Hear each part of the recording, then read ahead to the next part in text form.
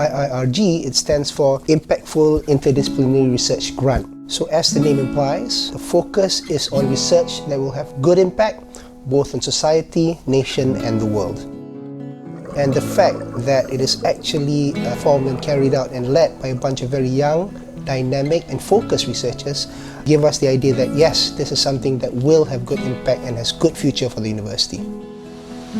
For us as Orca Nation and Okawa Island Resort, it is fundamentally important that we protect natural oceanic habitats so we can transfer the experiences and the knowledge to our children and make sure that we protect it for decades and the centuries to come.